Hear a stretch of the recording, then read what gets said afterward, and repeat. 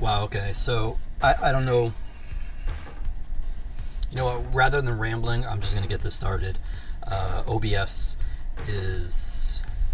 Yeah, okay. So, anyways, what's up, everybody? This is Mike from Row Comics. And we are descending into the 5th level of hell. There's 7. We're on number 5. But on the way down there, I'm going to show you some good comics that'll hopefully make your descent a little more easier. Starting off with DC. Here we have Batman Superman World's Finest, number 29. This is cover A. This is by Dan Mora. And then we have cover B.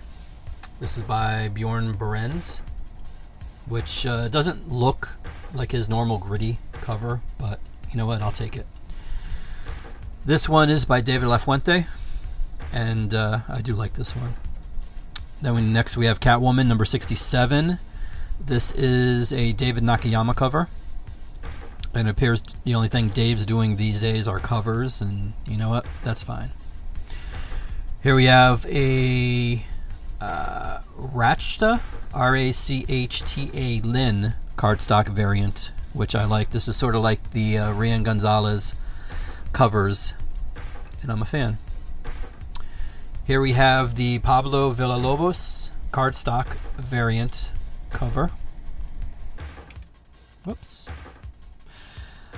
Continuing, the Crisis on Infinite Earths facsimiles by George Perez and Marv Wolfman. This is issue number 4, featuring The Death of the Monitor. And if you happen to buy this at your comic book store or from me, either or, just know that every line that is drawn in this book was drawn by a human hand. No digital bullshit, no tablet trickery, none of that nonsense. George Perez literally sat his ass down in front of a drawing board with a piece of paper and a pencil and drew every damn line that you see in this comic book. Think about that as you're reading this or looking at it. Either or. Buy it. Then there's this one. You can't tell there's a difference. If you look at the price tag, though, you'll see that it goes up from $3.99 to, I think, $5.99. And that's the foil variant. And actually, that's what we pay for it. Here is the blank variant. And I have all 3. Up next, revisiting the Dark Knights of Steel universe. Here we have All Winter. And I did see the artwork in here. I don't know. Turso, I think, is the individual's name who did the art in here. It is really, really good. In fact, I wish I liked this universe because the art in here is fantastic. And this is actually, this cover here, this is the dude that draws the interiors. Turso Cons is what they're saying the name is on this, the file name. So I guess that's his name. I don't know. And then you have this one here. This one is by Gerardo Zaffino. And then this next one, I don't know who this person is. Omar, H-O-M-A-R-E. But there is a foil version of this cover that is just flat out gorgeous. It's fantastic. And so if you can get that one, grab that one. But this looks really good. And I guess this is ice. I don't know. I don't know too much about this universe other than, you know, the regular DC universe. Up next. Oh, okay. Where's the other DC stuff? That's weird. Hold on. I don't know if it's a case of the, remember what I told you when you add things to the OBS, and if it's over a certain file size, then what they do is they don't show them. I don't know if that was it, but OBS is on my shit list for today. That is most definitely a sure thing. There we go. Okay. Green Lantern War Journal. This is issue number 11, and I believe this is a 12-issue miniseries. Could be wrong. Here we have Nightwing, number 116, continuing Tom Taylor's final storyline, thankfully, because there were some good things, but there were a lot of things that weren't good. And one of the best things is Bruno Redondo, and Bruno is back. This is actually his cover. And yeah, I want to see him doing more. Here we have the aforementioned Ryan Gonzalez, or Ryan Gonzalez. I don't know how you say her name, but this was what the other cover reminded me of. Here we have Vasco Georgiev. Apologies, Vasco, if I pronounced your last name wrong. I'm sure you're listening. But this is the C cover. Here we have Superman number 16. This cover is by Jamal Campbell, who is, I believe, doing the art in this book. And that's a good thing. And now we're seeing the Absolute Power tie-ins kick in. And the main book, I have to say, I just read issue number 2. I'm digging it. I've seen the hate online. Well, mainly just from one, because I don't really... There aren't too many comic book YouTubers that I F with, but this one that I do, and 9 times out of 10, it's usually like a hate stream. So... It's like, dude, do you like anything? Like, it's ridiculous sometimes, you know? But that's the internet. And that's what happens when you let social media dictate the way you are. Here we have cover B. This is by Nathan Zerdy. And I don't know why. I mean, obviously, you see on the cover there, she's there too. But I don't know why these covers are all with Zatanna, but I am here for this all day, every day. This cover by Nate is incredible, as is this Frank Show cover. Now, come on. Has Frank Show ever done a cover that isn't cool? I mean, look at some... Go online and Google some of his Outrage covers, and you will see some of the greatest artwork ever. And then we have this Pablo Villalobos variant cover. And the good thing about all of these is that they're all cardstock. So, these are all incredible. And last but not least, we have another one. This is Jose Luis Garcia Lopez. This is his Artist Spotlight cardstock variant. This is basically what they're planning on putting out a book, because back in the 80s, late 70s, I think it was, he had a binder, and basically he had, like, you know, character designs like this, and showing and basically dissecting the DCU for artists that were coming into the company to show how they wanted the house style to be. Because back in the day, they had house styles where books looked similar. They had similar styles and stuff like that. And this is one of the things that they did. And they're also, like I said, they're dropping this as a collection. So here we have Titans, number 13, I believe. Yeah, this is a Chris Samney cover right there. And yeah. Here we have the B cover by Mateus Mahanini. This is a cardstock variant, which I do like. Raven's not looking good back there, but here we have a Riley Rossmo cover C. Up next, and actually this is the final DC book for this week, Wonder Woman number 11, Daniel Samperi, right here. Unfortunately, I believe he doesn't do the interiors, but this is also an Absolute Power tie-in. Here we have Julian Totino Tedesco, JTT. Here we have Tony S. Daniel. I don't know if it's Tony Daniel or Tony S. Daniel, but you know what? It says on the file name Tony S. Daniel, so we'll leave it at that. And then last but not least, another Jose Luis Garcia Lopez work of art. They've been doing this for a couple covers where they're putting this as the variant, and I'm good with that. Up next, as I click over to get the file names for all of these, because see, I'm trying to give you guys the file names of at least the artists, because I don't know, in this case, I don't know who the A covers are, because Marvel doesn't list them in the title, but they do the B covers, so at least I can tell you those.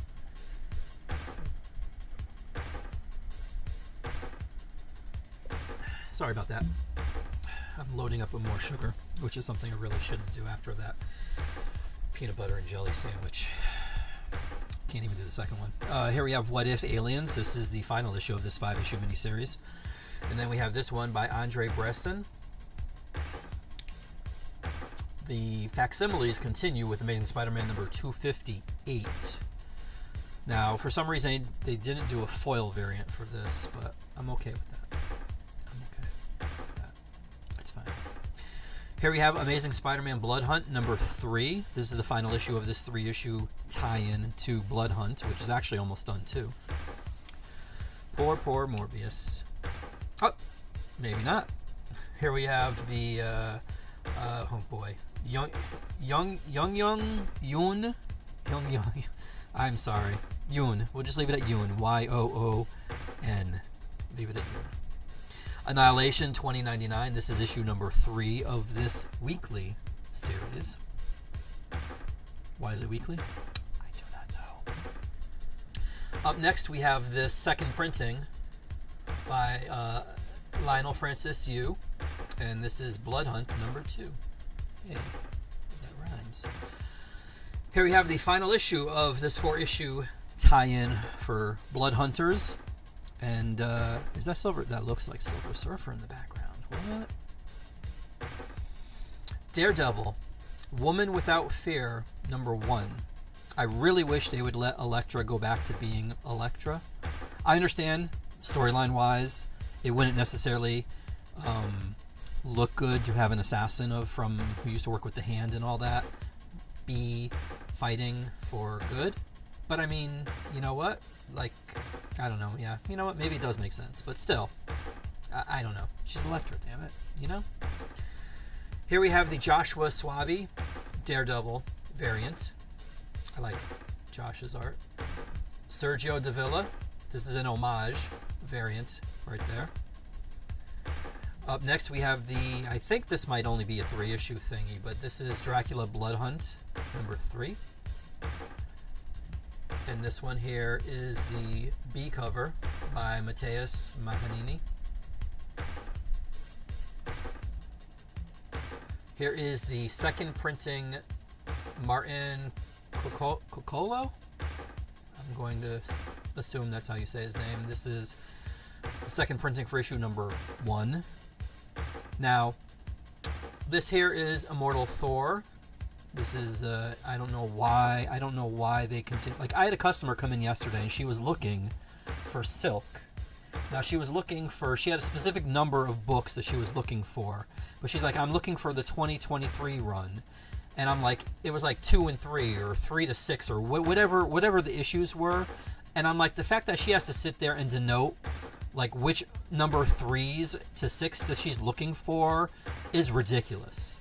These books need to stop. You need to stop with this shit with renumbering these books, man. It is ridiculous.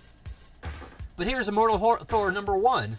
Immortal Thor Annual number 1, which also continues the Infinity Watch tie-in that started with Thanos, then went through Spider-Man, then is going through this. I think there was one other book that it went through too, but this is the latest. And here we have the Mike McCone Infinity Watch variant cover. Then we also got this cool Walt Simonson variant. And hey, I'll take it. I will take it. Okay, now up next, I'm going to show you a cover. You're going to see this. You also will see this. It's lit up. It's the featured poster of the week, month, whatever, however long I keep it in there. And this is, as you can see here, it says Weapon Extraction. Now you do see that this features Wolverine and Deadpool. I wonder why. But this is only a couple pages, and this is in this book here, Incredible Hulk, number 14. So this particular cover right here is a variant cover, but this is the main cover. But when you buy this main book right here, any Incredible Hulk, number 14 that you pick up, will have the storyline, that Weapon Extraction that's going through a bunch of books. Does that make sense? So what they did is they took a Deadpool Wolverine story, broke it up into chapters. I think it's 8 or 9 chapters, and they're going to have it in as backup stories in various books. Now, any comic book store that's worth being in existence, they will help you with this. If they don't, then they should have shut down. Okay, so when you walk into my store, you're going to see this poster lit up where it used to be Godzilla versus King Kong versus Justice League. And then before that, it was the Spider-Man with the webs. Now, this is there. And when you see that and you ask me, oh, do you have this book? I'm going to tell you, it's not a book. What it is it's a backup feature in this book and this book and this book. And that's how it is. That's what retailers should do. You know, people get on Marvel and DC's ass for things, and trust me, there's a lot of things that their ass should be gotten on top of. I guess that didn't sound right. But this isn't one of them, okay? Because as comic store owners, you're supposed to be there to help your clients. That's how that works. So this is the A cover right here. And here we have the Declan Shalvey. Deadpool kills the Marvel Universe. And apparently this one, there's the way he kills Hulk is by sticking lots and lots and lots of knives and swords into him. Here we have a really cool cover by Gabriel Delato. And this should have been the main cover, to be honest with you, but I understand why it's the variant. Up next, we have Invincible Iron Man, issue number 20. And there we have Tony holding Emma's hand, till death do them part. Here we have the, till death, speaking of the death, here we have Deadpool kills the Marvel Universe variant for Iron Man. And I don't know how he killed him here, but, you know, whatever. Here we have Namor, issue number 1. This is written by Jason Aaron. And this is cover A. I don't know who did it. I apologize. But I can tell you that I know who did cover B, because that was Alex Maleev. This is also the thumbnail to this video. So if you saw this and decided to click on it, this is the image that you saw. And this is a really cool cover. I really like this cover. I like Maleev stuff sometimes, and this is one of those times. Most definitely. This one here is by Joshua Cassara, and I like this one too. And last but not least, okay, some of these are ridiculous. Some of them are ridiculous. I mean, some of them are ridiculous bad, like that Iron Man one, like, okay, whatever. And some of them are ridiculous good, and this is one of the good ridiculous ones. This here is by, it says Cassara too, so I'm guessing Josh did this one also. But I like this one. Yeah. Up next, we have Phoenix, number 1. Now, I had a chance to thumb through this, and it looked good. And there's an appearance of a character that I'm glad is back. I won't spoil it for you to let you know who's in there, but yeah. Here is the... Now, I don't know how to say if this is either AKA or the Aka, but however you say it, this is their cover, and it's good. Here we have the Erica Durso Marvel vs. Alien variant. And let me tell you, coming up, I don't know exactly when it's dropping, but they are doing an Avengers versus Aliens series written by Jonathan Hickman with art by Esad Ribic, or Ribish, however you say his name. And that is going to be phenomenal. Here we have a person who I am not a fan of as far as being an individual or being an editor-in-chief, because he did some very questionable stuff, especially regarding Spider-Man. However, I don't mind his art. And this is Joe Quesada, and this is the foil variant for Phoenix.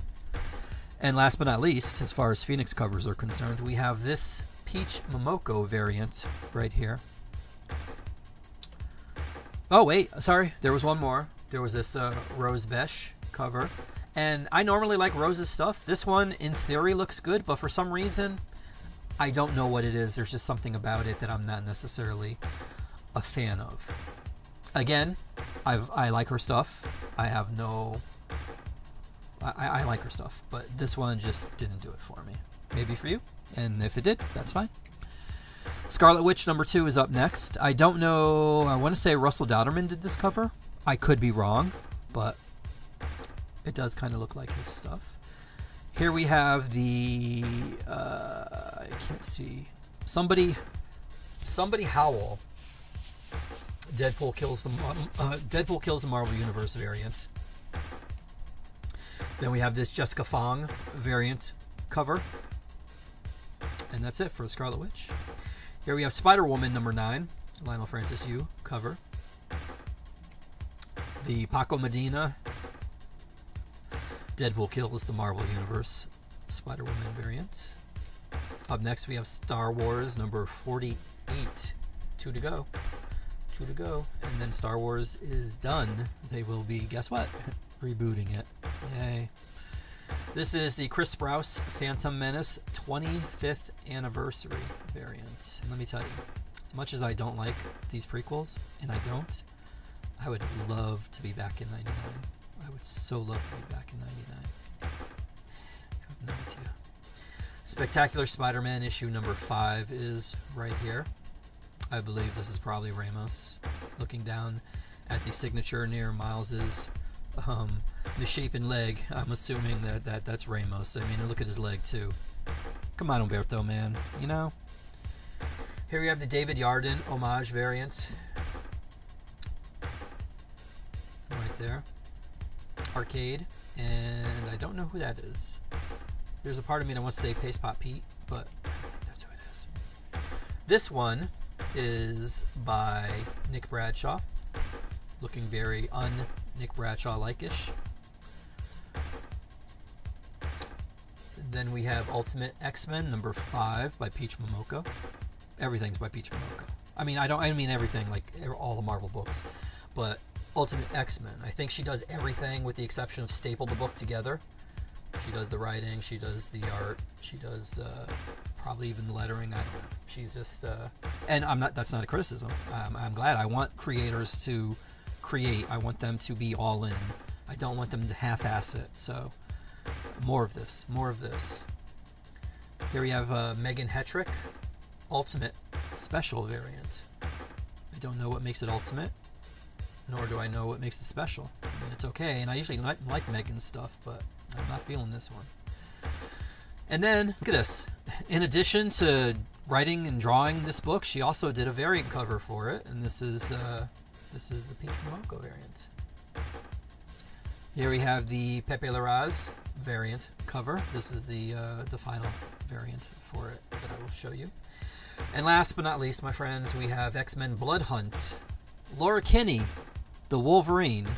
I don't know why they continue to try to call her Wolverine.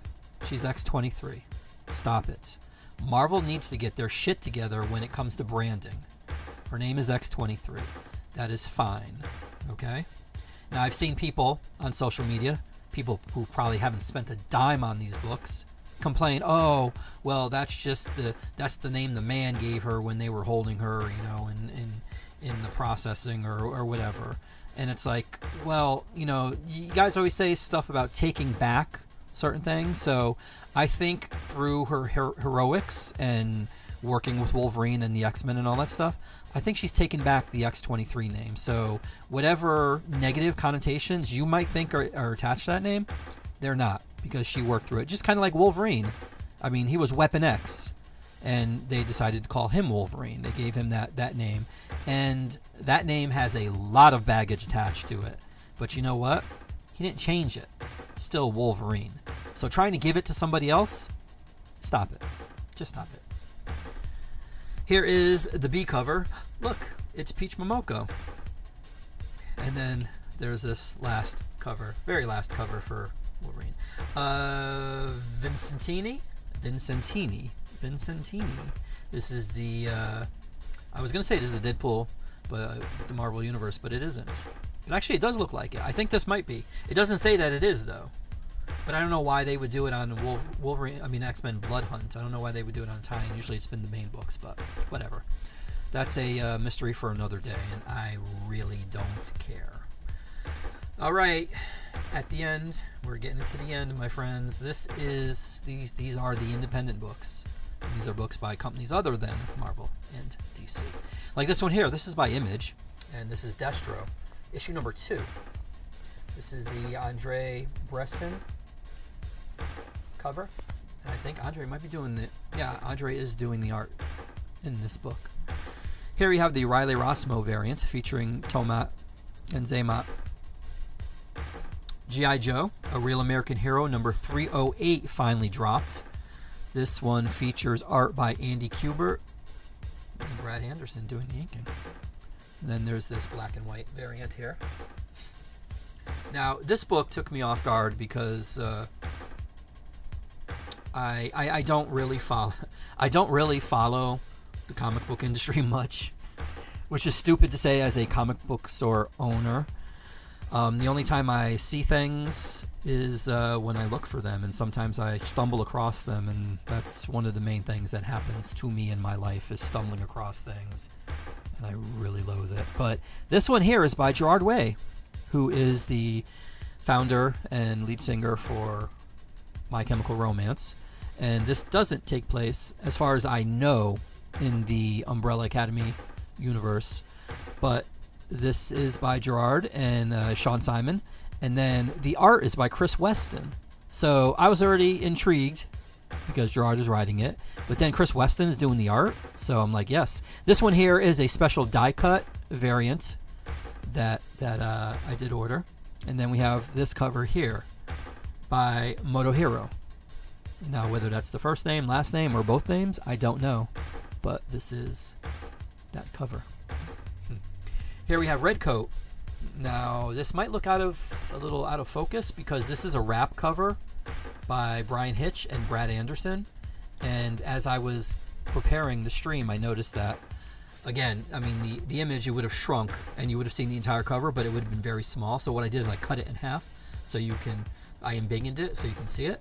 Unfortunately, it might have, the resolution, it might have not been, what's the word? I don't know. It just in case it looks a little fuzzy to you, that's the reason why. Okay.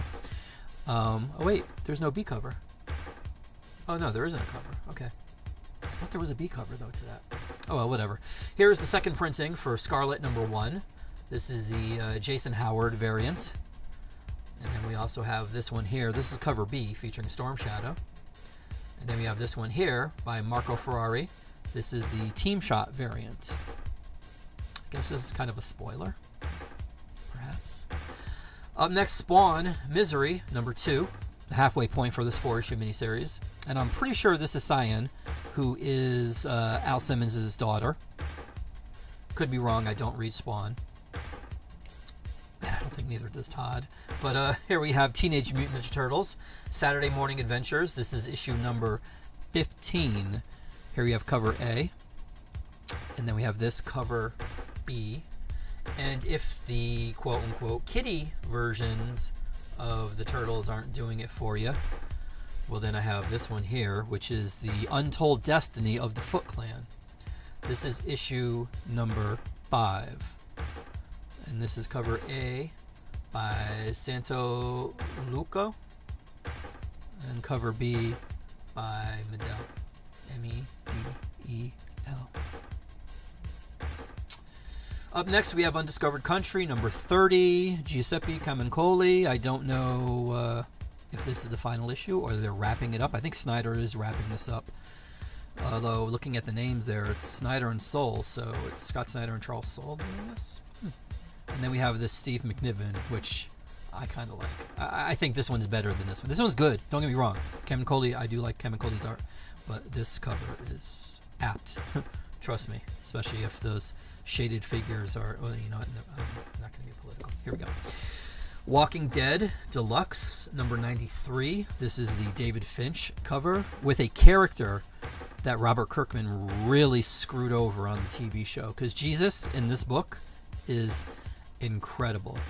But on the show, they had the right dude playing him, but they literally did not do any of the cool things that they did with him in the comics. So if you want to see him at his peak, this is what you get, because this was really good. And then we have this one here. This is by Charlie Adler, which is a redo of the main, the issue 93 back in the day. And then last but not least, for Walking Dead, we have the Sean Phillips connecting variant right here. Oh, no, so speaking of last but not least, this is it. Witchblade, number 1. Witchblade is back, and Mark Silvestri is doing it. Oh, wait, no, my bad. He did the cover, that's all. So, yeah, Mark Silvestri is not doing it, but Witchblade is back. And, yeah. And there we go. There you have it, my friends. This is your look at everything that is dropping tomorrow here at Row Comics or at your local comic book store. And if I'm not your local comic book store, then find a local comic book store and buy some of this stuff, support them. I do have some news about the future of Rogue Comics, and still hammering some stuff out. I will let you know when it happens. But thank you for watching. If you've liked the stream, thank you for liking the stream. If you shared the stream, thank you for sharing the stream. If you've watched the stream, if you've made it this far, 35 minutes into this video, thank you very much. I appreciate you. And I'll appreciate you more if you come down here and get some comic books tomorrow. But that's it. This right here is the refuge from all the bullshit that's going on in the world, whether it's the politics side of it, whether it's just the humanity side of it, whether it's whatever. You can always just literally pick up a comic book and just disappear for 32 pages. And that is what makes comic books great. I have a hat. A friend of mine, Dennis, he's also, I believe he still does have a store. He made these hats. They're red hats, and it says, "Make the comic industry great again." And I don't mind that. I joke about it too. I'm like, you have a better chance of making America great again, because the comic book industry is so inbred with its policies, with the things that it does. It's not even funny. And yeah, it's just, I don't know. All right, I'm getting off my soapbox because I really need to go open up the store. 3 minutes late. Once again, if you've made it this far, thank you, my friends. And please enjoy your new comic book day tomorrow.